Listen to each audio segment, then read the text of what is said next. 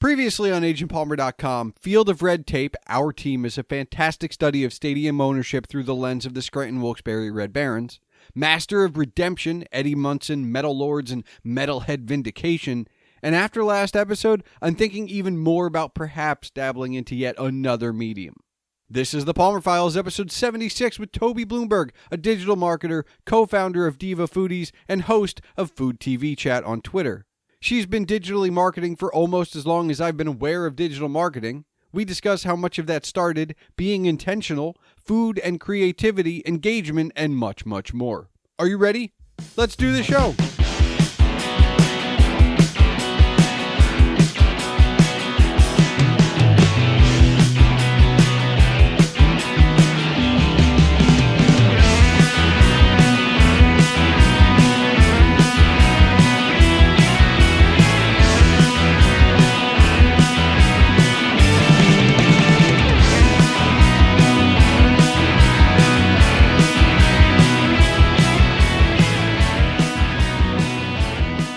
Hello and welcome to the Palmer Files. I'm your host, Jason Stershik, also known as Agent Palmer, and on this 76th episode is Toby Bloomberg, who's been in the digital marketing game long enough to know that nothing is static and change is constant. She's launched Diva Marketing and Diva Foodies, tweet chats, been blogging for longer than almost anyone I know, and has chosen a niche. We discuss finding that niche, being intentional, marketing and creativity, food and creativity, living for the approval of your creations, Twitter, tweet chats, sandboxing, algorithms, engagement, and just what is a foodie. All of that and a whole lot more is coming your way shortly. But first, if you want to discuss this episode as you listen or afterwards, you can tweet me at Agent Palmer, my guest Toby Bloomberg at Toby Diva, that's TOBYDIVA, or at Diva Foodies, and this show at The Palmer Files. You can find more information about Toby at divafoodies.com. You can connect with Toby on Instagram at TobyDiva or on TikTok at TobyDiva1. That's the number 1. Don't forget you can see all of my writings and rantings on agentpalmer.com, and of course, email can be sent to thepalmerfiles@gmail.com. So without further ado, let's try not to bite off more than we can chew.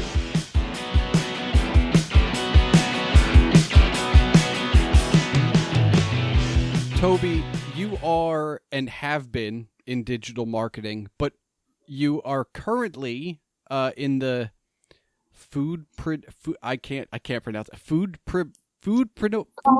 Just call it small business food makers. Small business food makers. I like it. But I wanted to ask you, you've been in marketing for so long. You haven't been in food for nearly as long as you've been in marketing. What was it like to find a niche or to decide, like, this is going to be my little slice of the pie? Well, okay, let me answer that question and going back a little bit. Actually, my very first professional blogging client was a food company. Okay. And so along the way, I'd had worked with food companies. I also worked with small ones. Donna was a small company. And I've worked with large companies. I worked with Chick-fil-A. And I helped them launch their first listening program. This was many years ago, obviously. So I've had a taste of food, so to speak. Yep. And then I was working with a media company called Cox Media Group, CMG, and I thought it was going to be my forever job, and it pulled everything together, and it was wonderful, and they supposedly loved me. And then one day, the guy I was reporting to said, "Oh, by the way, we really don't know what to do with you anymore, and so you're going to have to go away." So pretty much they downsized me. Yeah. They downsized me, collapsed my department. Actually, they zapped the department. Okay. And so there I was, and I didn't know what to do. And I loved working with the company. I loved working with media. And I thought, well, okay, let me see if I can find another job in media, and I couldn't. And I thought, well, maybe I'll go into the agency world because I've always wanted to do that and never quite did. Got a bunch of interviews with agencies. The fit just was not right. So instead of pursuing, I got really frustrated and started reaching out to people and when you do when you're unemployed and decide that you need a change in your life. And one of my friends, Keith, said to me, Toby, no matter what you do, be intentional about what you're doing. And I thought, well, that's interesting. I've never been intentional pretty much about anything. And so I thought, what could I be intentional about? And obviously marketing and digital marketing were on the forefront. And then I thought, well, I really needed a niche. And I've been dabbling in the food thing. And I thought, well, okay, let me see if I can't make that work. So that's how it came about. Somebody said, be intentional, and I went down that road. I'm reading I hesitate to call it a self-help book, but it's basically a self-help book. That it's along those lines. They didn't say be intentional specifically, but it's kind of like don't widely swing at everything. Like, wait for your pitch, so to speak. And I'm having a bit of a, what's the word? I don't want to say existential crisis, but I guess you could call it an existential career crisis, because I think in the same vein as where you were, I've never done anything intentional. Well, I mean, not intentional that like other than paying bills, right? Like I went from a retail job to a professional marketing job, which is an improvement, right? It puts me closer to the field of communications that I have a degree in. Was that job, which I'm no longer in, but was that job the end all be all? No. So I don't know if I'd consider that intentional. And for the last few years, I've just kind of I've gone from thing to thing to thing because, bills to pay, but never intentional. So I'm reading this book and they're asking, one of the reasons I actually like this book, despite the fact that I put it down for a couple days, because I was like, I can't handle these kind of questions right now. Because it is very, don't bullshit yourself, but also don't get in your own way, right? Like, yeah, I mean, I could do that if, well, take the if out. Like, why don't you just go for it? And so I'm at the same place that I think I've been for the past maybe 4 or 5 years, which is, well, what do I want to do? And it's that being intentional. It's that what's next. And I think for me, it's very easy to decide what I want to do if money were no object. Mm-hmm. But if money's important, and it is, because I like having a house, that's where my whole thing falls apart. I want to go back when you chose your space. Was it a pie in the sky? Like, no matter what, this is what I want to do, even if I can't make, I want to be in it, even if there's not a lot of money, or I see an opportunity for money and I want to be in it. I originally saw both, okay.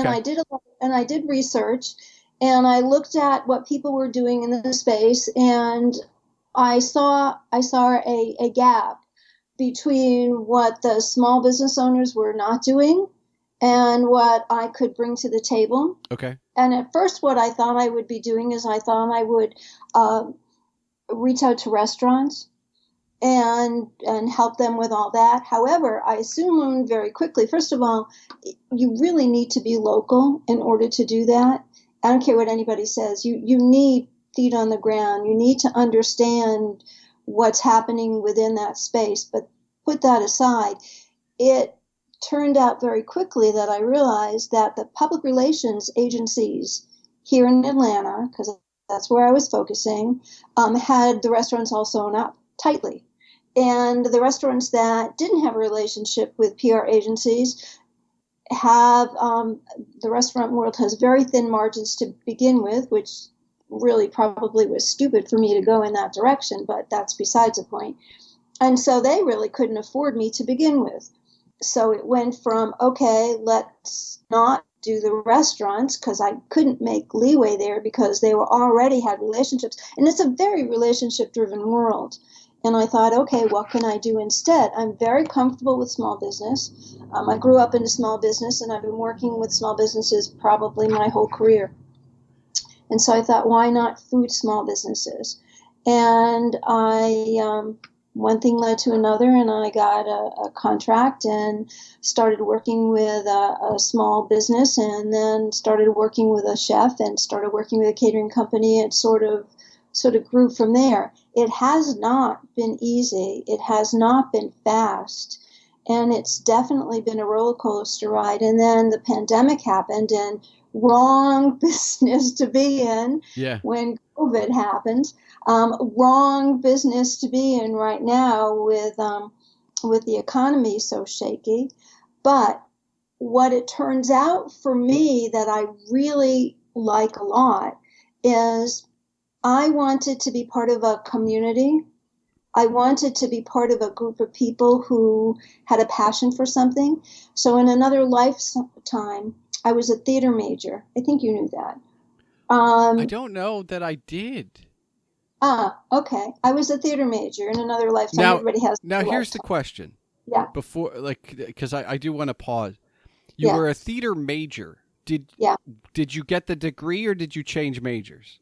No, I got the degree. Okay. All right. So you're talking, you're not necessarily talking in like that. I mean, that's the timeline we live in. It's not like you changed majors. So that's cool. I like that. I mean, but then again, everybody I know in marketing is, what's the best way to put this? Artistic adjacent in some way.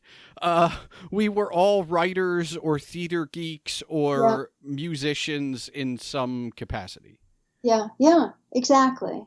That creativity. And that's what I found when I started to delve into food, is I found that the chefs and even the people that aren't chefs but were making these foodpreneur products, and that's anywhere from teas to hot sauces to maple syrup to the whole gambit. They brought the passion of the arts, and so I found that what I was missing in other segments, that passion from people, I found it in the culinary world. So when you think about it, Jason, when you are performing anything, when you're writing and you put your writing out into the world, when you're doing your podcasts, when you're a musician, when you're an actor, you put yourself out into the world. It's you. And sometimes people don't like your work, but sometimes it's hard to separate your work from you. And that's where the food people are. So if you're a chef, you put your heart and soul into making that one dish, not only creating it and designing the dish itself, but plating it and serving it. And, if somebody loves it, then that's great. If somebody doesn't love it, is it just food that they're rejecting, or are they rejecting you? So it's sort of the same thing, but different. I talked about this in a recent episode, but it's where I go every time. It's the beginning of the movie Chef, where he just goes mental on the reviewer. I think if I was a chef, that would be me, right? I have no doubt about it. Because I'm that guy on the basketball court that's like, that was not a foul. Even if it is, it's not, right? And yet somehow when it comes to the blog and the podcast, I'm not that person. And I don't know how I've disassociated that, where people don't like the episode, but that doesn't mean they don't like me. And I've separated that for at the very least just the blog and the podcast. Mm-hmm. And I don't know how, because I'm 100% sure if you put me in a kitchen in a competition and somebody hated my food, I would be like, I can't believe you don't like me. Like I would and I see that, and yet somehow in the two things that I'm most public with, where I would have the most positive and negative, just general feedback at all, I'm removed from that somehow. And I think the people, the chefs and the food makers, have to be to some extent as well. Otherwise, you go nuts. I mean, not everybody's going to love everything you do. And so you have to draw some sort of a boundary around what you do in yourself and the negative and the positive, and accept the feedback and go on from there. I mean, you can't internalize everything, or else you're just going to need a lot of drugs. Yeah. Well, and that's actually a fairly good segue for me. So I worked in fast food. I had a fast food job for what is probably now a defunct chain, okay? Arthur Treacher's Fish and Chips is no longer a thing, okay? But even just a few years, there, and I understood the community of the culinary world that I read and was introduced to by Bourdain in a cook's tour, but moreover in a Kitchen Confidential. And I wanted to ask you, I mean, I'm not on that level, but I was there. Like, I mean, I think if you're in any kitchen at all, even just a fast food kitchen, you understand what he's writing in those books. Is it easy to talk to the culinary world when you're not also a chef? Because I don't know, it feels very much from the outside like there's a barrier there, or like they protect their own. Like, if there's a bunch of chefs getting together, good luck getting a word in edgewise. It's not so much that. And to answer your question, I'm not a chef. I've never worked in a restaurant.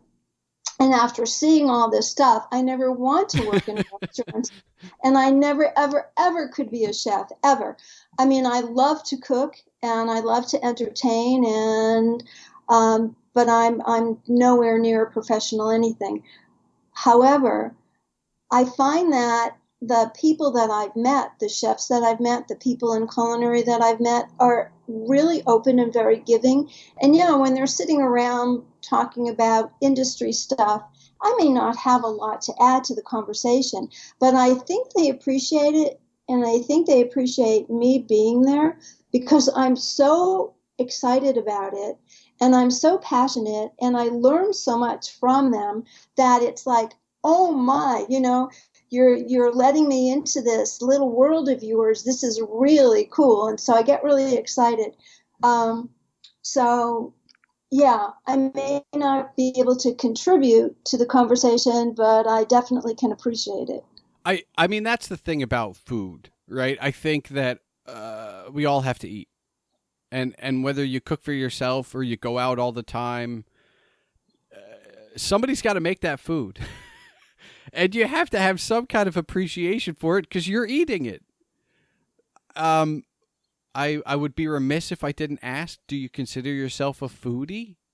Well, after that article that I wrote, I never thought that I was, and the word has so many really weird connotations, but I did this article and I found that the word, and I interviewed a whole bunch of people, and basically chefs and people in the food world, and I asked them what the word foodie meant to them, and some of them said, oh, it just really means something negative, and it's really elitist, and I would never use it. And other people came up with very interesting definitions about how it's your perception of what you do, it's your love of what you do. And so the more I talked to these people, the more I realized that the word foodie really has taken on a different meaning in 2000, and this article was written, I think, in 2021. But now than it did before, when we looked at foodie as people that went to white tablecloth restaurants. So I came up with what I call the 7 steps of a new foodie. And the restaurant part of it is only one step. So yeah, I guess to answer your question, I do consider myself to be a foodie because I love the world and I love all of the nuances around it. I love the farmers markets. I love going to the farms, although I am definitely not a farmer.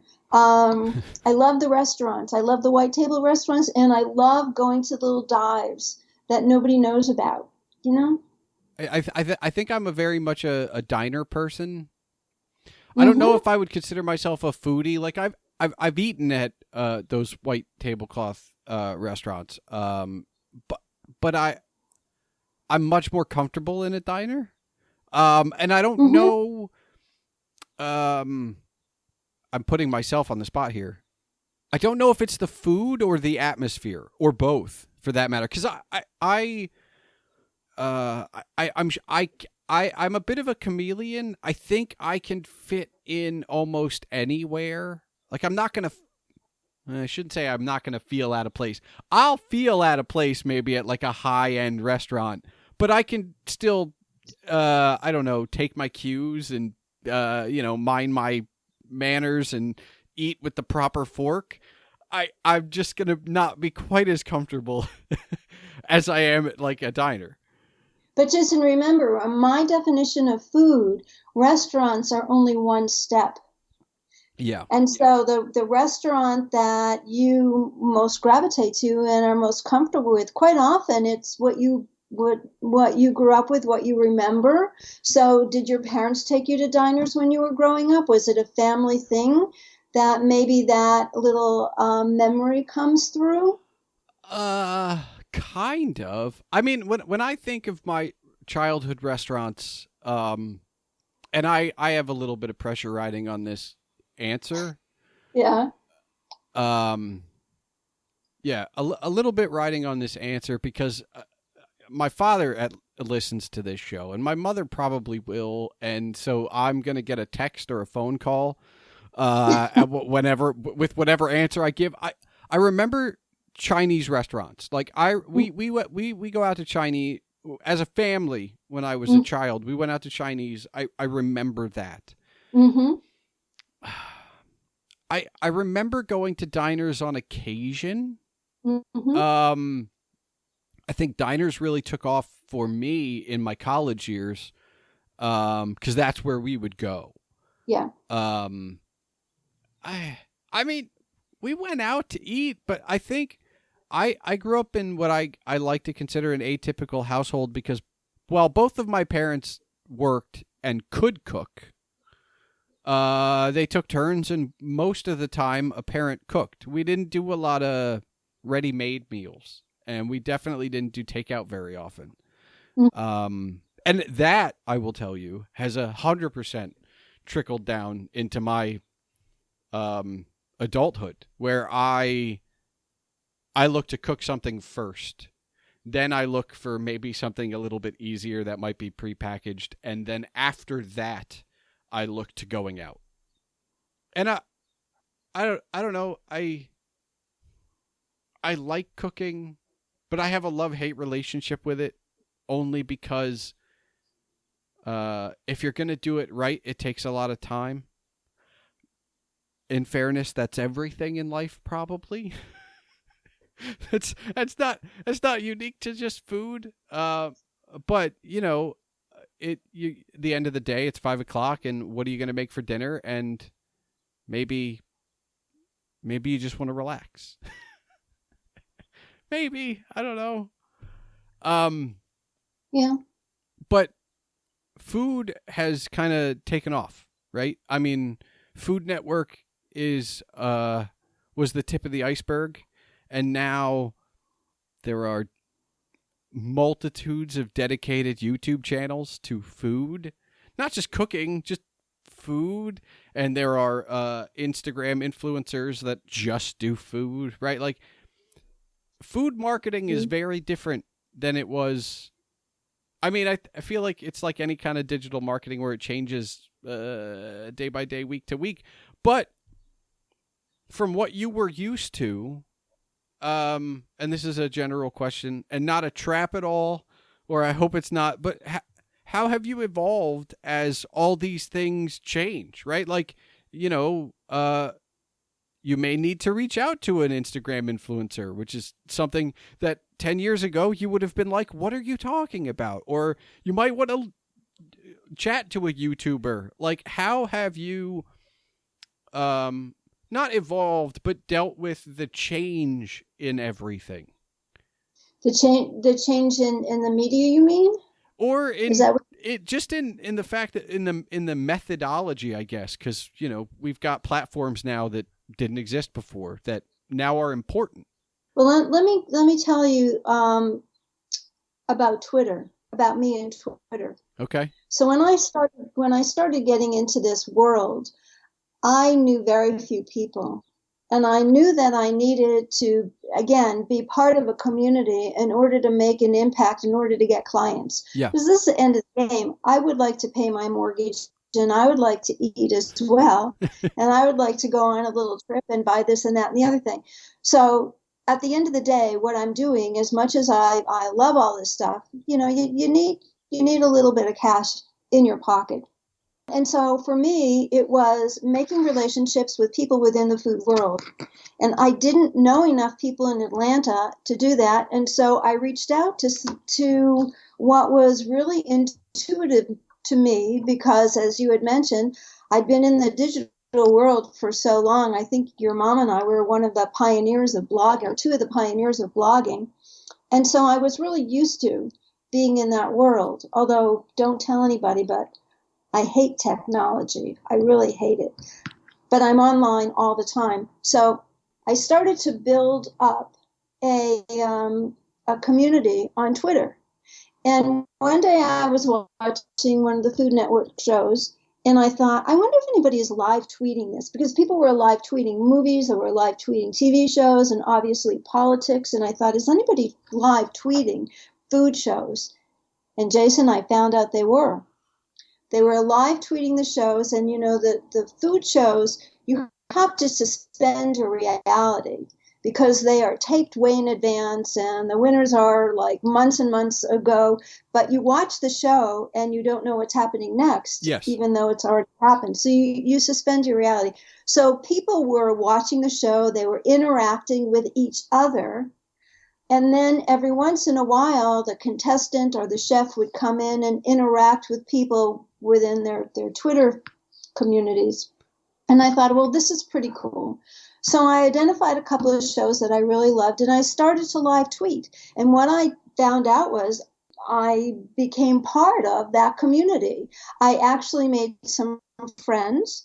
And I started to interact with not the big chefs like the Gordon Ramsays or the Bobby Flays of the world, because I'm sure they don't do their own social media. They have somebody else. Sure. But I started to interact with the contestants who were real people. And the more I interacted with them, the more I got to know them, the more I saw that the people also, the community, wanted to interact with them as well. And they weren't really interacting with their fans. And so what I did is I put together a tweet chat, ran it for about, I guess, 4 or 5 years. And we did it every single week, where I identified one of the contestant chefs from one of the major Food Network programs or MasterChef programs, and they would come on. We would do a tweet chat. I'd talk to them beforehand, explain everything that we would do, and then they would talk to their fans. It was amazing. So through Twitter, I actually interviewed, I think, about 40 different chefs. Some of those chefs have turned into really good friends. A couple of them turned into clients. And as good as that, it turned into a network that I could tap. So if I had a question about something, I could reach out to one of these chefs and ask them something. And because I had built these relationships with these people and wanted to do more than the tweet chat, I decided that what I would do is I would do a Valentine's PDF ebook of recipes from chefs from TV shows. And I reached out to a bunch of these people and I said, would you give me a recipe? And they said yes. And one of the chefs, he was one of the winners of MasterChef Junior, Logan Giloff, actually created a recipe specifically for this. And so we put the PDF together and we gave it away for free. So these little relationships grew, and there you go. I got into a bit of trouble professionally because of Twitter chats. I was addicted at one point, I guess would be the safe thing to say, I would jump into, if it was, and look, we'll call it well-rounded, right? So I would jump into an IT Twitter chat, or a content Twitter chat, or a marketing, or digital marketing, or just a straight up just digital advertising, or PPC, or you name it. I still have the calendars of probably, if you look for it, or even if you don't, like, you could find a Twitter chat almost round the clock about something. Mm-hmm. And I gotta ask you, what was it like to stop? Because I've been a part of those communities. I've never run one, but I've been a part of the community where whoever's running it is like, I can't do it anymore, guys. This one's done. If somebody wants to pick up the hashtag, they can, and it usually falls apart because I don't want to say that for every Twitter chat the heart and soul is the host, but kind of the heart and soul is the host. I think that's not too much of a stretch. But what was it like to stop? Because I've never been able to ask this question to somebody who ran one.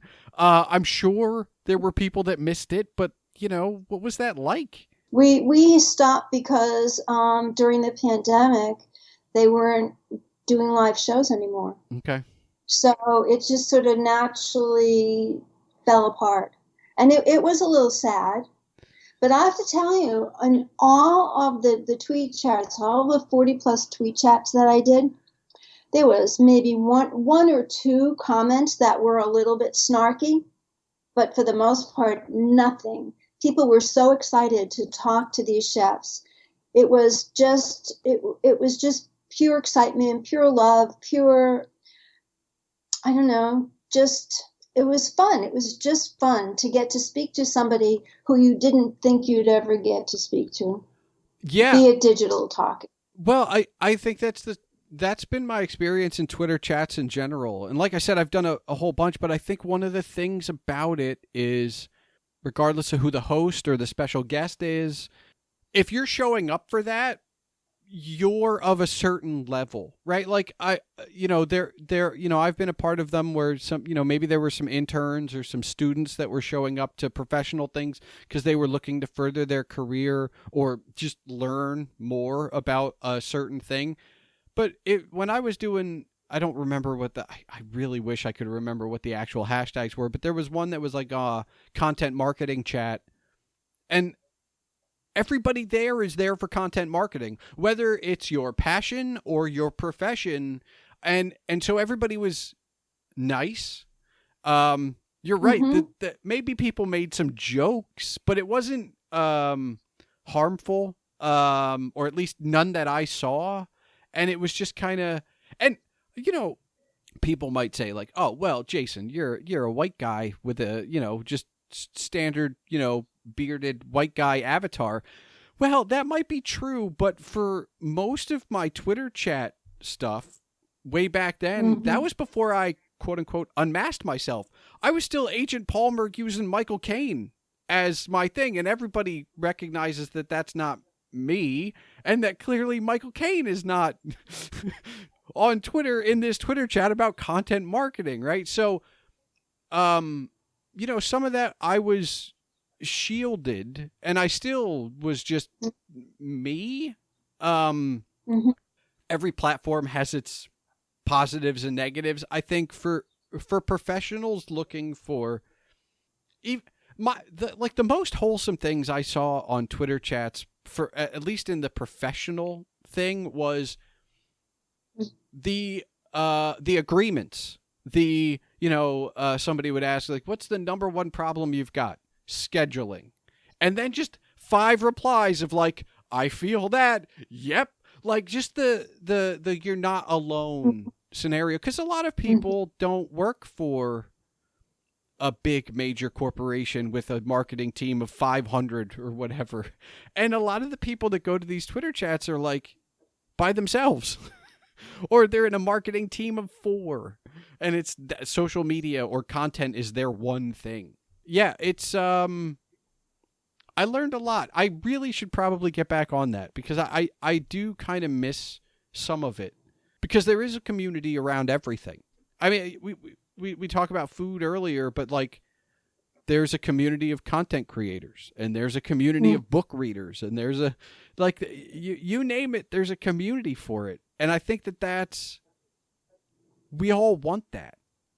We all want to be a part of that. And I think maybe now more than ever, like, if you can find a safe digital community to be a part of, that, like, find that, like, go get it.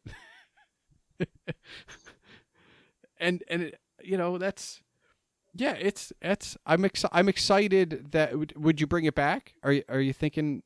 I've been thinking about it, but you know, life happens and so much stuff gets thrown at you. So I don't know. We'll see.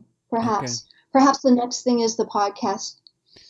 Well, that's the other thing. So, you know, you're thinking about a podcast, and obviously you've done the blogging thing, so you know what it's like to create content. Yes, and I've done a podcast before as well.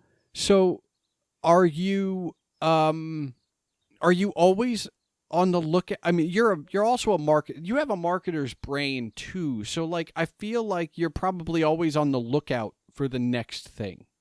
Is that safe to say? Yes. Is that?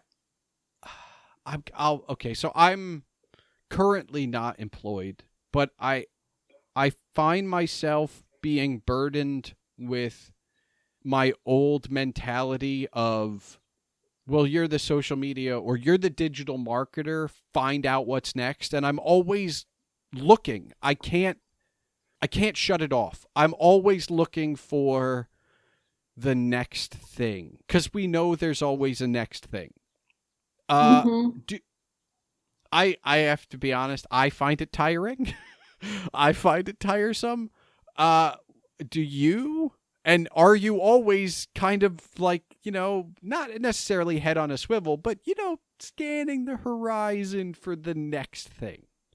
Yeah, I am. And I do what a term that the tech people used to say, I do a lot of sandboxing. Okay.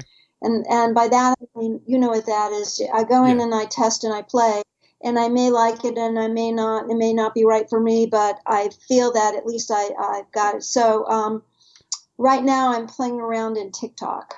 Okay. And I find it really interesting. And every once in a while I go on and I post a video, and then I post the same video maybe on Instagram and see what happens. And one of the last ones that I post was I went to an Asian restaurant nearby, and we were eating soup. Soup dumplings. Do you know what those are? Yeah, they're the ones with like soup in them, right? Yeah. Okay. I've never had one. So I was really excited about it. So I said to the waiter, would you show us how to eat this? And is it okay if I video you and put you on social? And he said, oh, yeah, sure. So I did. And I put it up on my Instagram page. And it just took off for my page. My stuff in social is very small. It never went really viral. I never was a 50 bazillion follower influencer. Even though I was respected, I never got to that, but it doesn't really matter. But it went, I think there might have been 700-800 views on it. And I was just like, wait a minute, this is crazy. So I put it on TikTok. I think there's maybe 12 views. Exact same thing. Yeah. So who knows?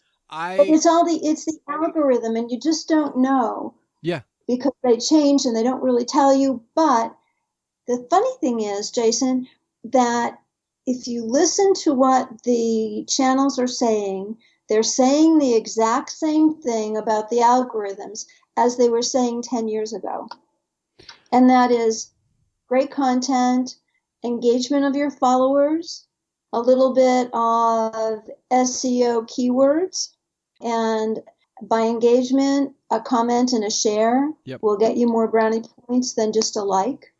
Yeah. So they've been saying for forever. And yet it's And yet they really still mean different things on different platforms. And because you're right, Instagram and TikTok will tell you the same thing. Good content is good content. And yet you put the same thing up and good content's not the same. It's not equal. And look, I think one of the things, and we talk about differentiating yourself from the art and the food and the content and the whatever, I don't look at my statistics anymore, or at the very least, I don't put a lot of stock into them, because I know, as we're about to talk about, you have very little control over how that works. Like, I put out a weekly blog of what is interesting to me, of what inspires me to put pen to paper.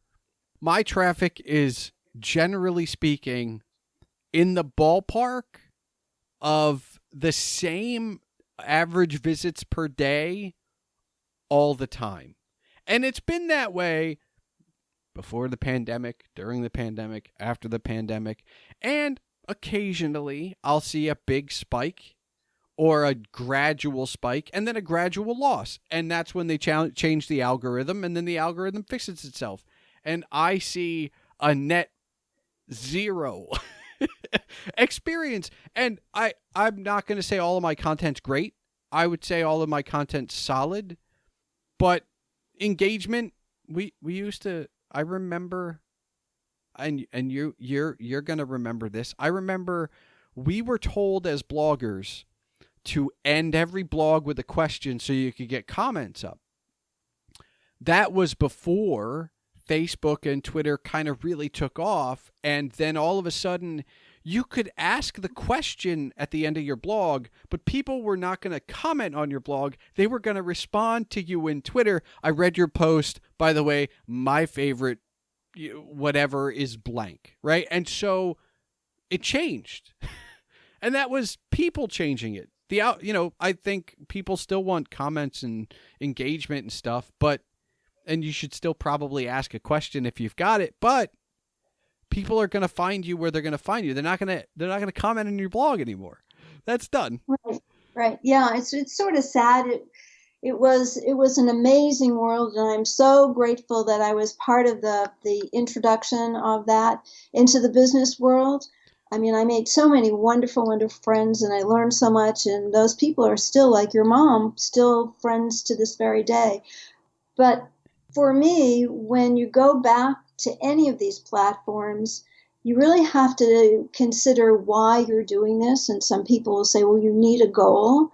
And I say, yeah, you need a goal, but you need to know why. Maybe that's the same thing. So for me, I do it for a couple of reasons. I do it for credibility. Yeah. I do it for street cred.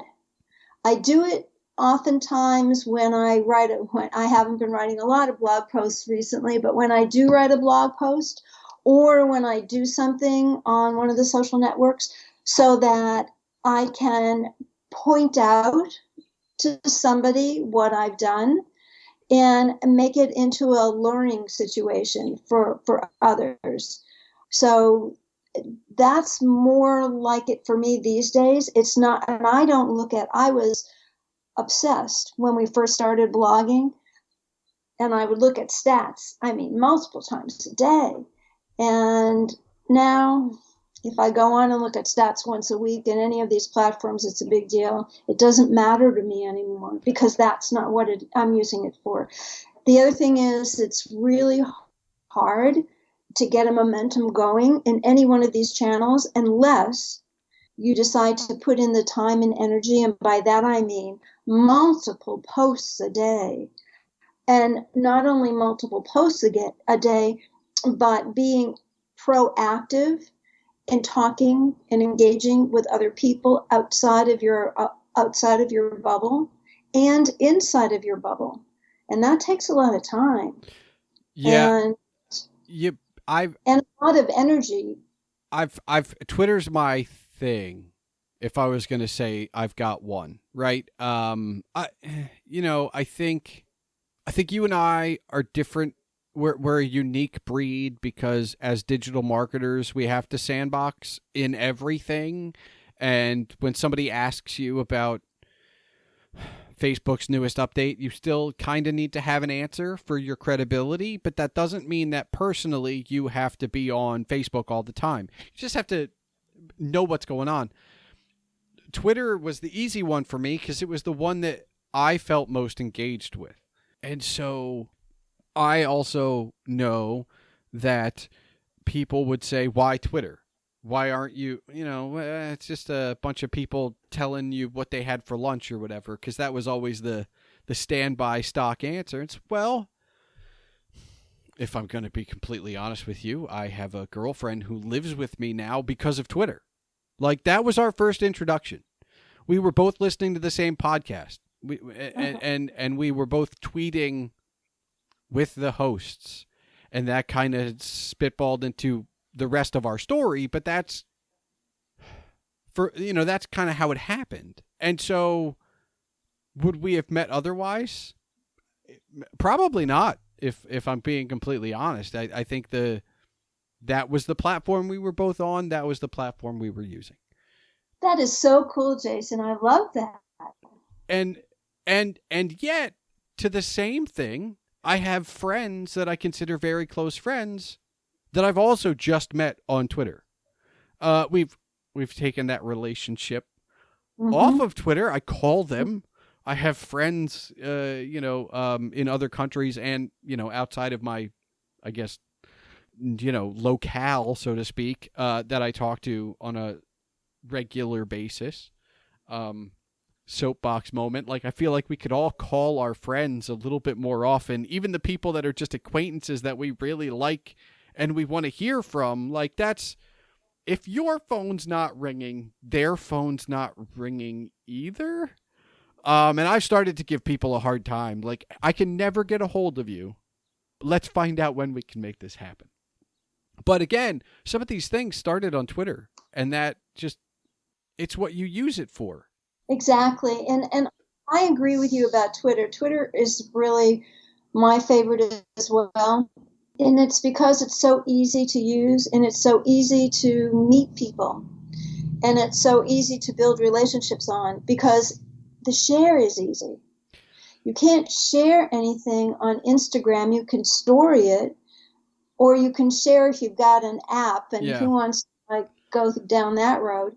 But, the stories are sort of fun, and they're here today, gone in 24 hours. I had one of the PR people that I work with sometimes say to me, when you do something for me, would you mind please putting it up as a regular post? Because we do Instagram for these people. And she said, even if you decide to take it down in a month or so, would you just put it up as a post? Because at least it will be there for more than 24 hours and people might see it.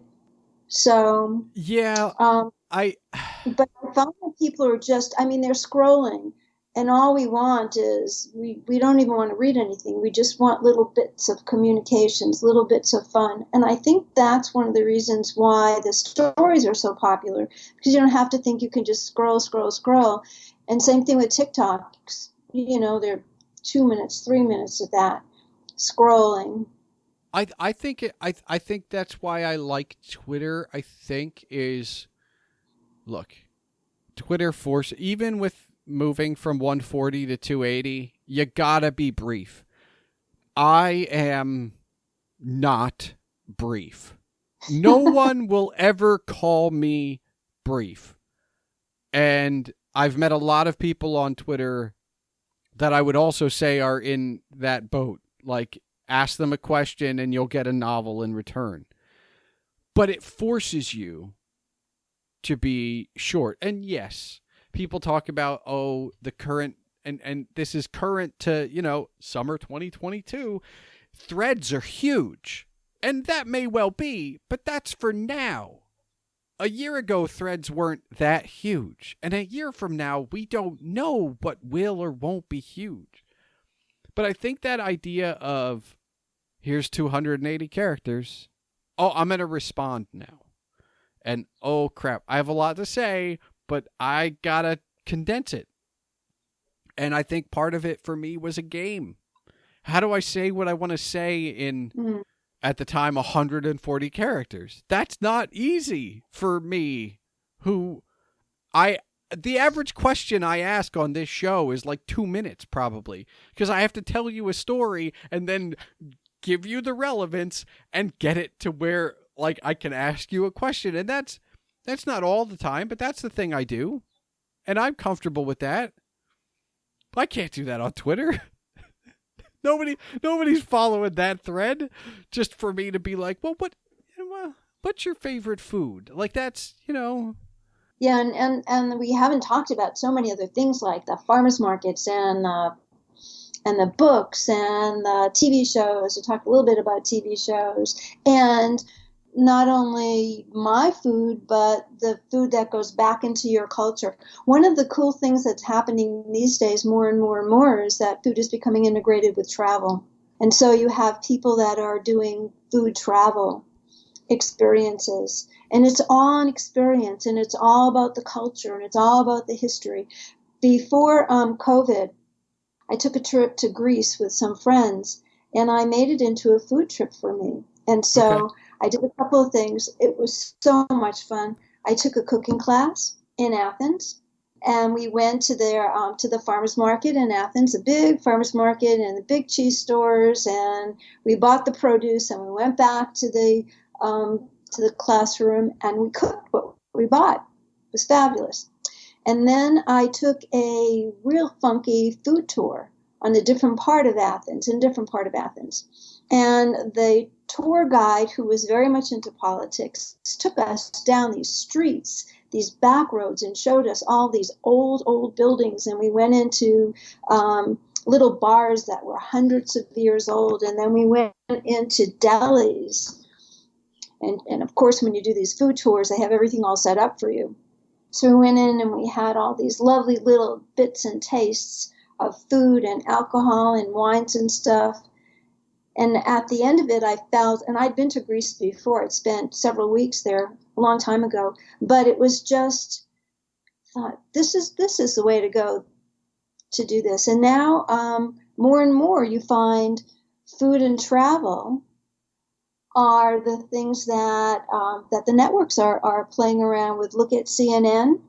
I guess I always put them together. Like for me, I don't know. Like for me, I think Chicago. I think pizza and hot dogs. Like I can't. They're up there. They like I know there are other things, right? There's sports. There's iconography. There's history. I think of the food. And look, I've actually never been to Chicago, and I still associate it with food. And maybe it's because of my proximity to New York and the pizza argument and the hot dog argument. But, I have friends that come, and they're like, they know I'm close, or they know I was in the tourism industry for a while, and, they're going to New York, and I tell them to get a bagel. I've had a bagel. No, you get a New York bagel. Right. I think for, I don't know, maybe it's just me, but I always think that that's part of it. 'Cause it is part of your culture. And it's important. You're in Atlanta. I wouldn't dare drink a Pepsi in Atlanta. But Atlanta, it's interesting. Within a city, probably within towns, there are these little niches, little cultural niches. So if I were to tell you that on the outskirts of Atlanta, there is a very large Asian population it's not like a New York Chinatown, or it's not like a Boston Chinatown where everything is within a small radius or a large radius. This is an actual, they call it a highway. Okay. And it's called Buford, that's pretty southern, right? Yep. Buford Highway. And for several miles, I'm talking 3, 4, 5 miles, there is restaurant after restaurant in these little strip shopping malls of all these amazing Asian food restaurants. So who would think that if you came to Atlanta, you would definitely want to visit Buford Highway and have some amazing Asian food? One would think of perhaps you'd want some Southern food, and there are great Southern restaurants here. We're finding more and more of a fusion of foods. So one of the chefs that I work with was trained. She's Southern, grew up in the South, and she combines her training from school in Paris with her culture, her Southern culture. So she calls it Southern food with a French twist. Yeah. So it's food fusion. More and more that's happening. But then we go back to what brings you comfort, and is that your mom's chicken soup, or what your mom made when you were sick? Is that what is comfort for you? And that's part of being a foodie too, of all those experiences. So think of it, Jason, as a mosaic. So being a foodie is not just eating at a restaurant. It's not just cooking. It's all of these other little pieces that come together. And when you think about it, when you think about all these little pieces, you can take these pieces any place. You can take it on a trip and you can say, okay, I'm going to Chicago and I'm going to the farmer's market and I'm going to explore the pizza world. And so you have your farmer's market, your restaurant. And when you're in the farmer's market, what do? You're looking at all the fresh vegetables. You're talking to all the foodpreneurs, the vendors. So your experience within the culinary art world just grows and gets richer and richer and richer. And that's just one aspect. Then you go someplace else and maybe you decide to go to a vineyard. And so here you have the farms. And so, so sort of like follow the food. Don't follow the money, follow the food and see where it leads you.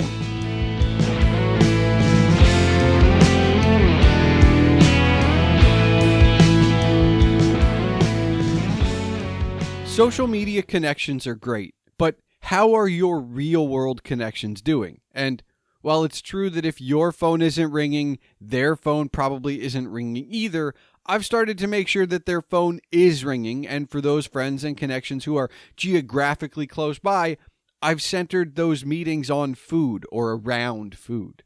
Meeting at coffee shops or diners are a good way to get out and catch up all at the same time, but for me, to the shock of no one listening to this, it's the conversation first. It's why I can miss friends I've never even been in the same state with, much less the same room, because we used to talk often. The phone is a great tool. It has become ubiquitous for many things, but phone calls? My smartphone is mainly a phone, but I don't believe many people can say that. And because of that, when we are out to eat, or just out in a gathering, people want to check their socials and messages, and I've started making sure that I don't pull out my phone. I'm here, you're here, let's have an experience. Which brings us back to food, because when you are out at a restaurant, no matter what kind, you are there for a reason, to eat and experience something. Maybe it's the atmosphere of a high-end white tablecloth restaurant, maybe it's a local diner and the experience is just conversation with your friends. And of course, you don't need to go out for those experiences. I cook for my friends and invite them over. My parents trade off cooking meals every month or so when we get together at each other's houses. Food has always been the great gatherer of our species because we have to eat. And we really like to be social. Combining the two isn't complicated. You just have to do it. So, when was the last time you invited a friend out for a meal or have had someone over for one that you cooked? And if the answer is more than a week, then it's time for your phone to go back to its longest primary function, calling people. Thanks for listening to the Palmer Files, episode 76. As a reminder, all links are available in the show notes, and now for the official business. The Palmer Files releases every 2 weeks on Tuesdays. If you're still listening, I encourage you to join the discussion. You can tweet me at Agent Palmer, my guest Toby Bloomberg at Toby Diva, that's TOBYDIVA, or at Diva Foodies, and this show at The Palmer Files. You can find more information about Toby at divafoodies.com, which includes her blogs and other ways to contact her, including other social networks beyond Twitter, like on Instagram, also at Toby Diva, or on TikTok at Toby Diva 1. Again, that's Toby Diva 1, the number 1. Email can be sent to this show at thepalmerfiles@gmail.com. And remember, your home for all things Agent Palmer is agentpalmer.com.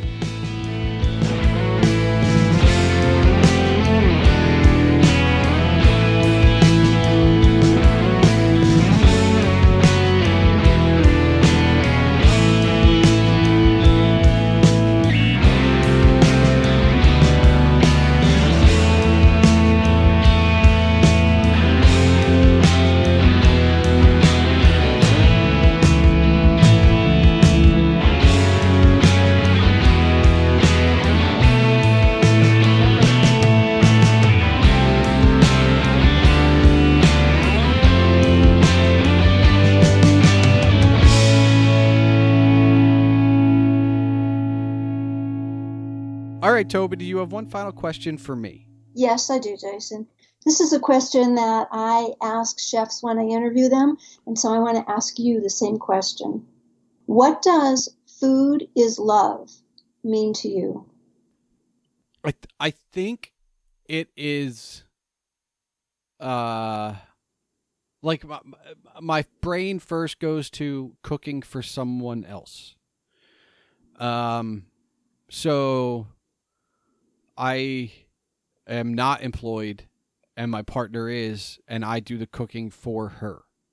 I do the cooking for us, but also I'm cooking for her, right? And I think that's some of the cooking is love. Food is love, because I could just be like, I'm going to make this for me, and you're on your own. But for, almost most nights of the week and weekend, I'm cooking for two.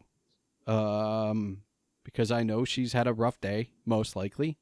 I think that's kind of the small piece of it. The other piece of it is good.